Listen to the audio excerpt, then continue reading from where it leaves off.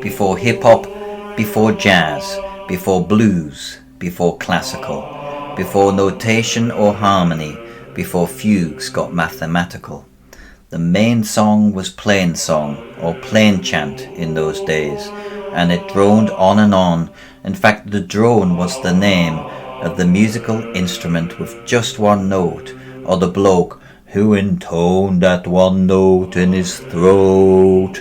Music's moved on a bit since then, with me messing with dope rhymes on fat beats for a history lesson. Now I best suggest the musical Mephistopheles Open Sesame on the best and most impressive 7th century.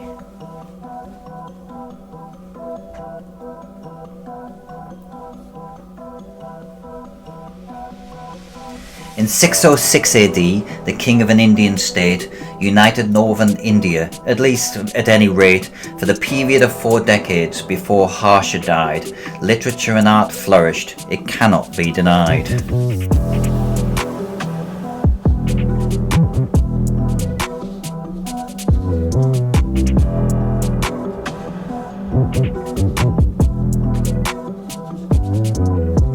A dozen years later, there was a Chinese makeover with the transition from Sui to the Tang takeover by elimination and annexation by the general Li Wan. He backstabbed the emperor, proclaimed himself the new Tang. Agrarian rebellions were numerous and serious, but Li Wang at Chanang was relentless and imperious. He ruled as Gaozu, north, east, west and south, but a Tang takeover leaves a bad tang in your mouth. His son Taizong was the one who let him down.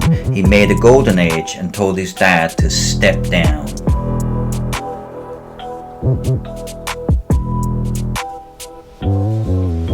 Now I'll try to move away from Europe's castles and Asia's terraces and let raps occur on Africa and after the Americas.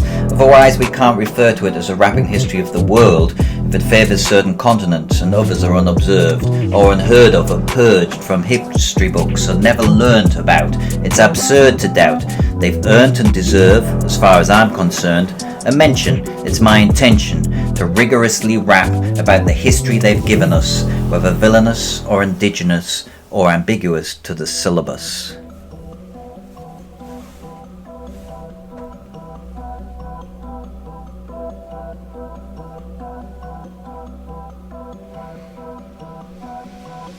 See how the Arab conquests began in the Holy Land, yet expanded through Africa, starting slowly, and with the death of the Prophet in 632, Caliph Abu Bakr led a military coup and a campaign of conquest on Iraq, who succumbed. Under Abu Ubaidah, they besieged Jerusalem, helping to cement and solidify control of Palestine, which had been assigned to Byzantines, I'm told. After seizing Jerusalem, they conquered Damascus, then Syria. The next question you may ask is, did they stop there? No, they didn't, for after a battle in Egypt, they expanded to North Africa. So under the Umayyads, they progressed from Arabia to Tripoli and Tunis along the Mediterranean, with a military mobility and speed that defied belief 50 years since the Prophet had died.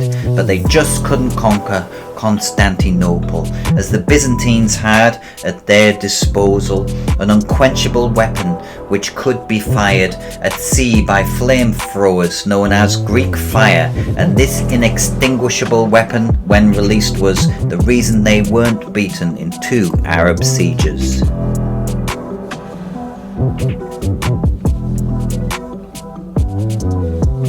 Meanwhile, elsewhere, and in good measure, there were 2 separate sites of varied buried treasure. In 625, an Anglo-Saxon king was buried in a battleship, a strange happening.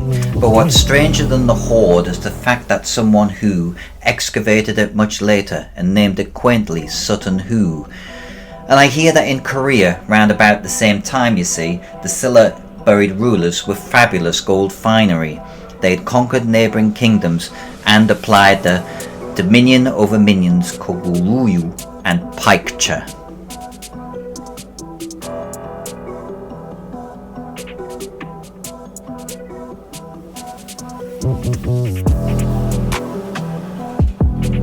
In the meantime, in Palenque, there was a politician and ruler of the Mayans who had no competition.